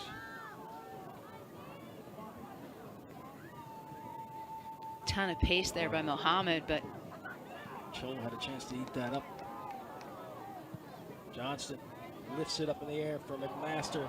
McMaster with the unusual mistouch there. just too casual on the ball right there, and it skips away from him. And there's 17 and a half minutes left in this game, and so every single ball counts at this time. Wake has got to step it up a notch and be a little more aggressive in the final third. Got 11 shots. Still 0 on the scoreboard. Akron with 1. Dunwell look to his right and play his left. Laying it off. Here's a good shot, but it's deflected again. Zaris with 2 shots back to back. Wake Forest continuing to chop at the tree. Akron's defense is just really stout tonight.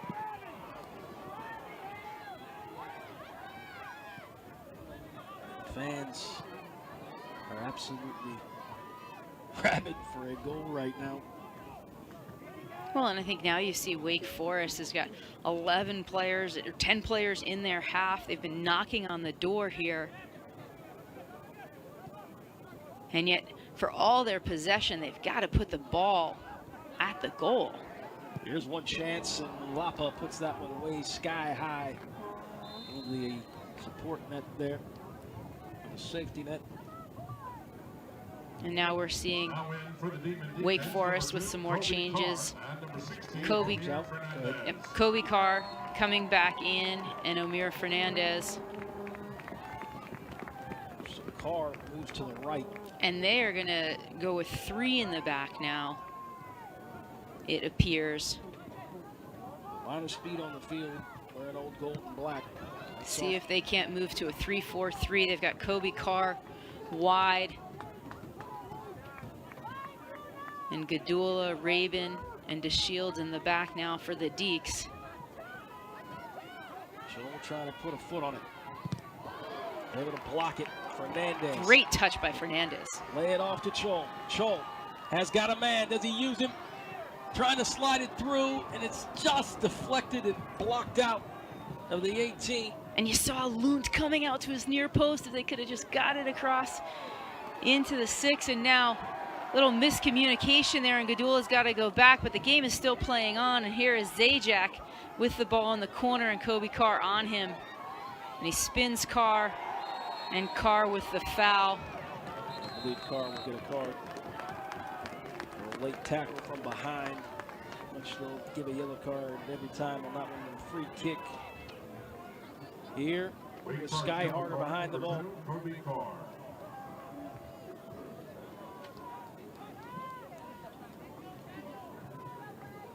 Last shot Akron put in And was in the back of the net. You see Carr got spun here, and really a last-ditch effort. You know, he had Lapa behind him. So they have stopped the clock, but 30 fouls between these two teams. 22 on Akron, 8 on Wake Forest.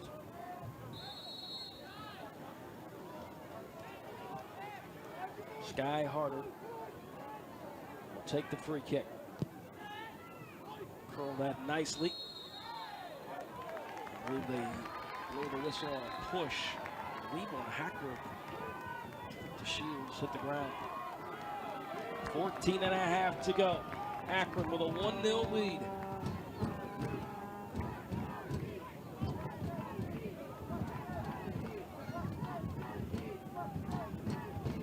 The Elite Eight awaits. Got to get some more movement from Wake Forest here so they can find players. 14 minutes left in the game. And that was a probably good idea though for Padula, just trying to move it down the line. There's Stanford again, advances to the Elite Eight. PKs as they do so many times. They know how to win when the game is on the line. You know, you have to give them credit. They've had teams where they haven't had the best regular seasons, but they always find a way to win when it comes to the postseason. And Jeremy Gunn, you know, his teams are mentally tough. Works with them. They've been in these situations before, and they're able to just gut out these wins that are frustrating to all of their opponents. Including Wake Forest. And Akron, for that matter. And knocked out Akron in the College Cup. Knocked out Wake Forest in the championship in 2016. Of course, they knocked them out last year, right here on this field. Under 13 minutes to go. Akron up 1-0. Holding on to a chance to play Stanford again. Egbo with a nice turn. Padula. Here's Fernandez able to play Bruno Lapa. They're going to try Kobe Carr. Kobe Carr back to Fernandez. Fernandez trying to link up with Carr. And the out of bounds. And you see they're trying to include both players. Fernandez does an excellent job of getting the ball that far, and then just missed touch there when he's trying to include Carr. Dunwell trying to look up, one to play McMaster, play Lapa.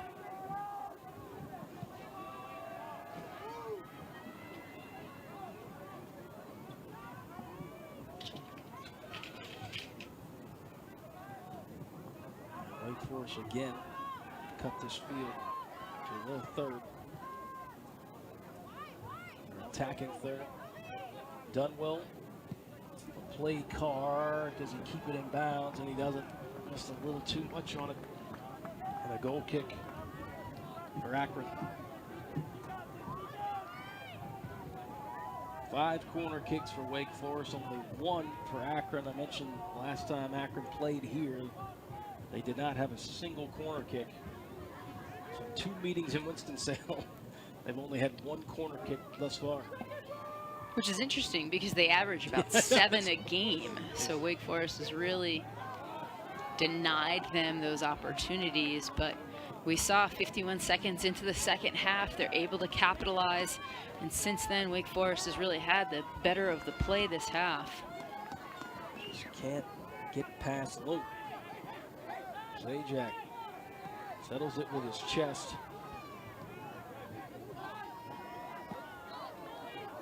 Zajac still with it. Play Hackworth. Lapa could not keep it. He finally gets possession back.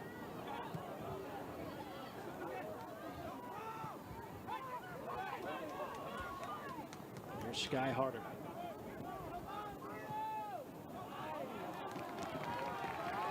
Toyega.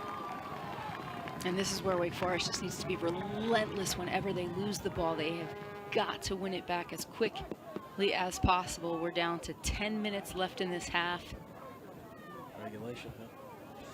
Wake Forest right at their average of 13 shots here tonight. Akron way below their average. They've put up 21 the first 2 rounds. Only have 5. They had 4 going into the locker room at half.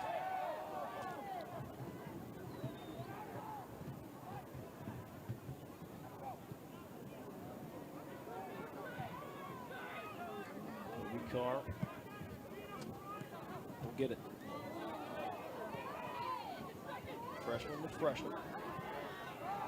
This is dangerous. McMaster gets through. And surprised that the defense of Akron was able to poke that away. McMaster was right there making a nice run. It was just him and Luke. And Gadula does a good job of stepping to the ball, but he's on the ground again. The referee has stopped the clock. He stopped it within 2 seconds of seeing Gadula down. And now Gadula's up, but it looks like Rattaccio is holding his shoulder and appears to be in a fair amount of pain. And that's McMaster comes in, and Rattaccio just comes in. And you see what a tackle. Just Rattaccio just arm dragging behind, really extended it, probably hyperextended it the way he was outstretched like that. And then there's the foul on Gadula. Well, there's a reason why he got called up. I mean, that is a phenomenal slide tackle there by Rattaccio. And because the trainer came on, he has got to step off. Lapa's behind the ball. 9 minutes and 9 seconds. And this is an unbelievable opportunity for the Deeks, the organizer and voice in the back. Rattaccio is out. Declan Waters, number 27, the redshirt freshman, steps in. Lapa checks the AR, looking for the go-ahead signal. He plays it short. Done well. Gonna chip it up. Whistle blown. They call them offsides area. They call a handball. Wasn't quite sure on that one. I believe it was an offside call since it came from the side. Luke takes his time. Rattaccio cannot sub back in until the ball's out of play. So Wake Forest still with a good opportunity here.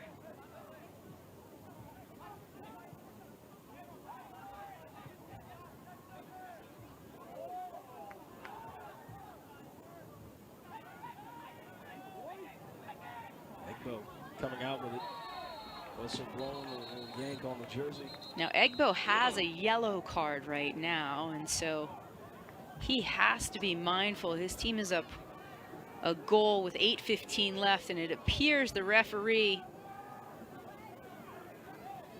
took out the card.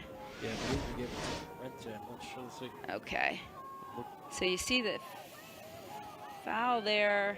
Well, they could give it a Dunwell is pulling. DeShields breaks away. It's Dunwell had the shoulder, but then you see Egbo gets in the face of Dunwell. And that card was issued to Brad Dunwell. Dunwell gets the yellow. 8:15 left to go. Akron holding on to a 1-0 lead. And Akron is dangerous in the 80 to 90 minute mark of matches. They have scored 8 times this season. 5 times in the last 3 games they've scored between the 80th and 88th minute. They're still stuck at 5. No shot registered there. And Abdi Muhammad.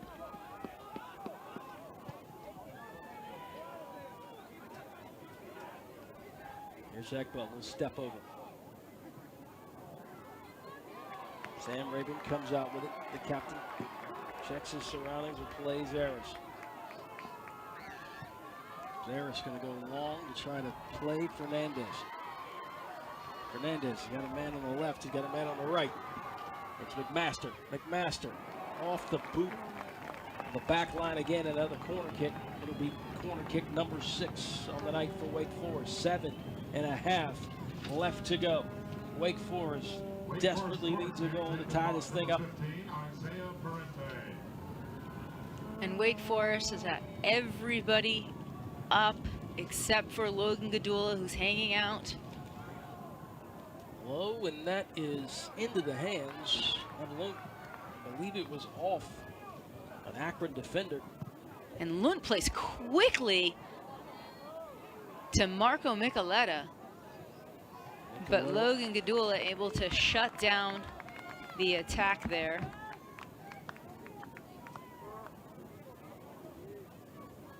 Akron taking their time. Time is on their side.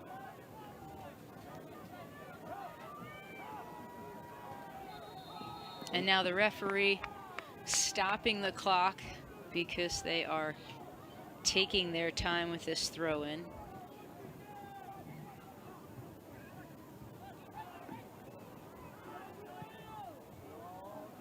No miscommunication trying to play Hackworth.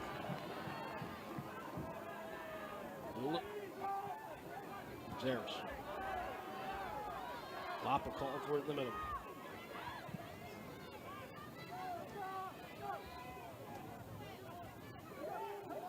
Master fight off a defender here. Parente.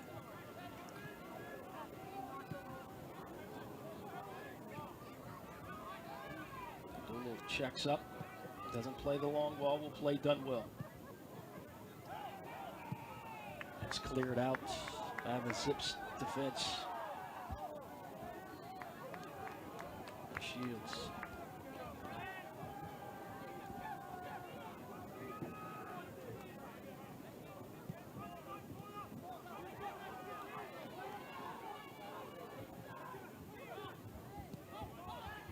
Master completely covered there. And this is where Wake Forest needs somebody who's got the confidence. Can they turn? Can they take a player on? Can they create an opportunity? They've dominated possession in this second half and had chances. Only allowed, of course, that one shot was in the back of the net. And ever since then, Wake Forest has controlled this game. First in the second half. Chol. 1-2. Chol trying to get through. Chol inside the box. They say goal kick. Chol tried to get through. It's a lot of traffic inside there, that 18. They're not allowing much space. And the referee stops the clock again. This time another Akron player down with a cramp. Taccio. Let's check out the summary. Of course, this is the only goal. And that was sliding. Zajac put it. Agbo gets that ball across, and just a great finish by Marcel Zajac. Official's going to call for the trailer. I'm not sure if it's cramps. And he's only been in this second half. That's number 28, Dian Akive.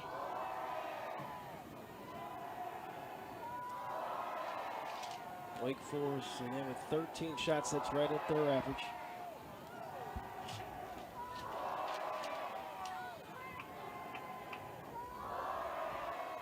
Third time under Bobby Moose, they got the #1 seed. And hosting and defending Spry, they're down 1-0. With under 5 to go. They've had some good chances. Just can't seem to get past Luke. Luke now has 5 saves. Cassis Mundet with 1 save, and that was a clutch save. We saw that in the first half.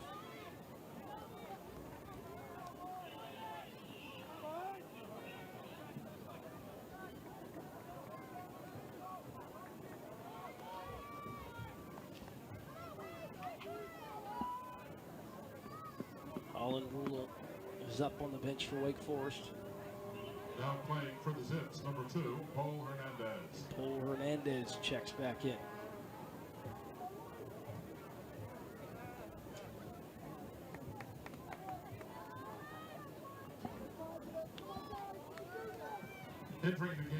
6 players have been used by Joe Imbick so far tonight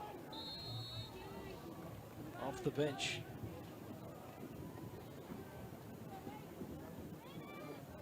Had a nice summary of work, you would say, going through Ryder and then Syracuse. They've had to use the depth. It's paid off so far. Well, we knew this was going to be a great matchup. Two very similar teams. I think the first half, Akron was all over Wake. Came out in that first 51 seconds, able to get the goal. And since then, Wake Forest has really dominated possession. But Wake Forest has not been able to get a better look in goal. And we see now Egbo with the ball. He's going to take it to goal.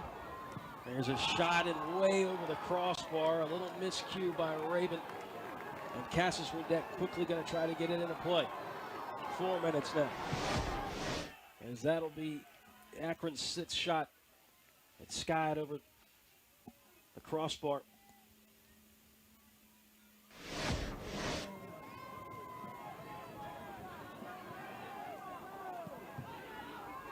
Hopper went to go to the touchline. Rabin. And everybody's sort of up on the back line looking for a ball over. But Wake trying to find feet in here. Gadula lost it. Rabin will shield off Egbo. Casas Mundet doing a good job of playing high.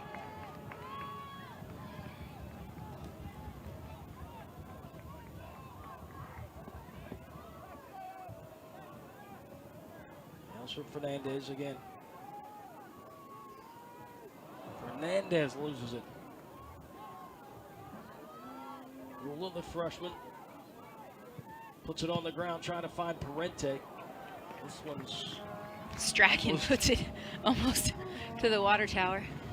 Almost over the fence. Another corner kick for Wake Forest. And this is the time that Wake Forest needs to capitalize on a corner kick. They've had so many this year. This one's up. Bouncing around inside the 18. Still in the attacking third, little chip up.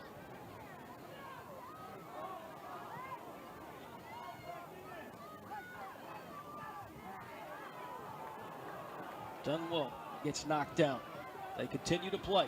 And you know he's hurt, but there's 2 minutes left, and he is not going to stay down with that. McMaster was right there, but it was just too far out in front. 2 minutes now remain. Interesting, when Akron played Ryder, Ben Lunt was taking his time and actually got called for delaying the game and got into a little kerfuffle with the Ryder attacking player who tried to pull the ball out of his hands. Under 2 minutes. Wake Forest trying to get something going here. 13 shots to Akron's 6. Akron's only goal 50 seconds into the second half. It's been the story. Zajac right off the tip of his cleat. Got it past Cassis Mundet. And they lead 1-0. Wake Forest trying to get past this defense. Fernandez. He's got Chol. Chol can tie it up. He does! He finds Zaris there to tie it up with about a minute to go. And it looks like the referee is calling him offside.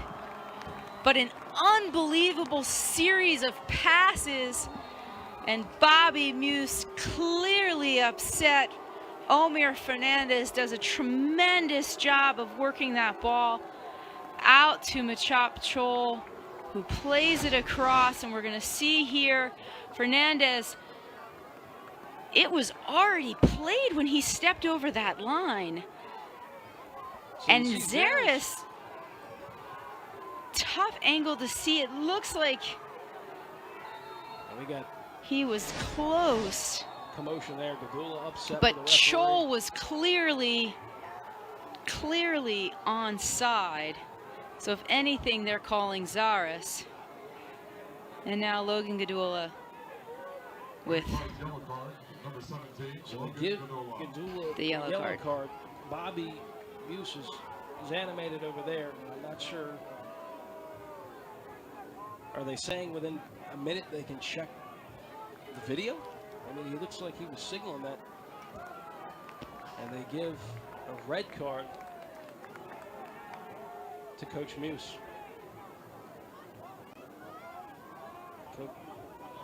Coach Muse gets a red card, and he's still livid with the official. Again, just curious to see the offside call on Zaris or Cho that Akron is celebrating. And they have put a minute back on the clock. I think you see the replay again, but Bobby Muse is livid as he walks off the field as he's trying to get the side judge attention. And he is not happy with that AR at all. Dula got a yellow. Dula now going to chat with the AR as well. So this is, you see Wake Forest just holding on to hope that that would have counted. And you see Logan Gadula up in the referee's face. And so he gets the card. Wake Forest now with under And a now minute. They thought they tied it up. Kadula's going to get a red here, and this is going to get to some problems. And now Zaris. And that's just not what Wake Forest Now both teams are very, very, very needs at this stage. There's 51 seconds left. Once again, absolutely devastated. Logan Gadula, it's his senior year. You see the joy of them thinking that in less than a minute they have tied the goal, and it's called back, and unable to keep his cool. I think those going to have to held back a little bit. As Cassius Mundette. And you see that Carlo Rotaccio, who comes in, class act, telling his player to stay away from Zaris. Because once again, they're up 1-0. The last thing that Akron needs right now is to get into some sort of fight and people get tossed. And now they lose players for the next round.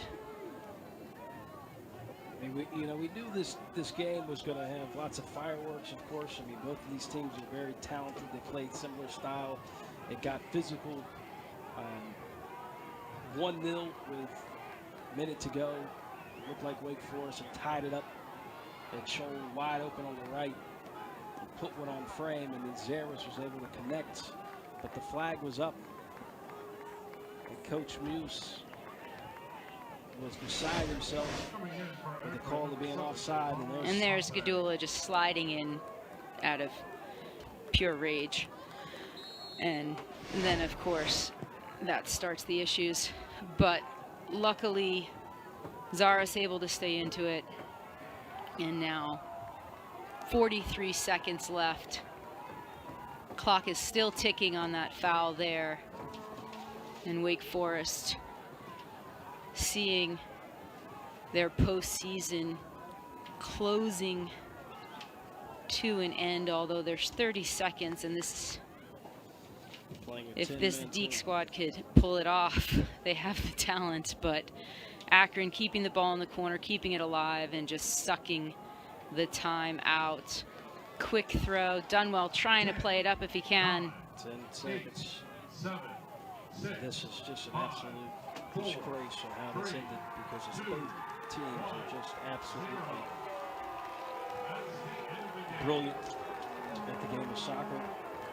And Amir Fernandez just livid with the side judge. Again, Sam Raven hits the ground. His final game as a senior.